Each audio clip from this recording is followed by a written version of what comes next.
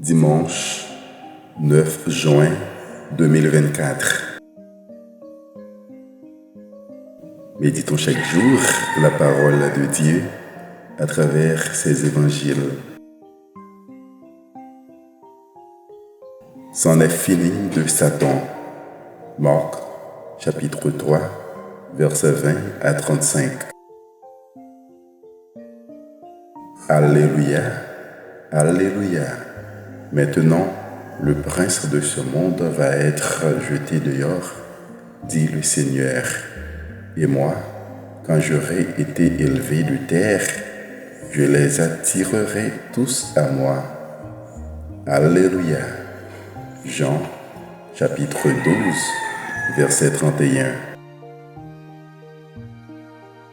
La bonne nouvelle de Jésus-Christ selon saint Marc. En ce temps-là, Jésus revint à la maison, où de nouveau la foule se rassembla, si bien qu'il n'était même pas possible de manger.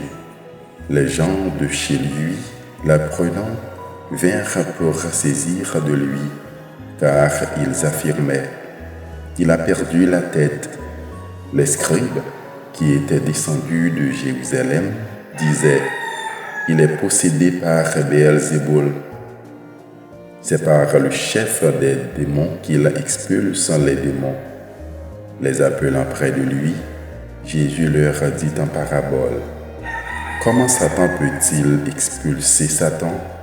Si un royaume est divisé contre lui-même, ce royaume ne peut pas tenir.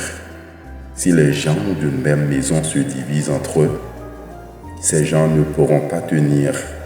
Si Satan s'est dressé contre lui-même, s'il est divisé, il ne peut pas tenir, c'en est fini de lui.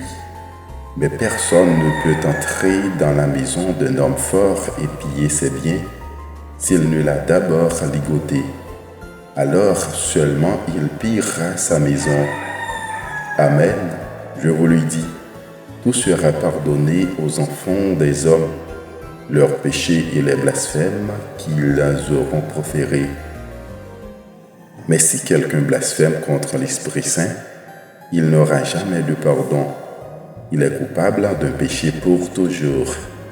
Jésus parla ainsi parce qu'ils avaient dit: il est possédé par un esprit impur. Alors arrivent sa mère et ses frères. Restant au dehors, ils le font appeler. Une foule était assise autour de lui et on lui dit: voici que ta mère et tes frères sont là dehors, ils te cherchent. Mais il leur répond: qui est ma mère? Qui sont mes frères? Et pas au courant du regard ceux qui étaient assis en cercle autour de lui, il dit: voici ma mère et mes frères. Celui qui fait la volonté de Dieu, celui-là est pour moi un frère, une sœur, une mère. Acclamons la parole de Dieu.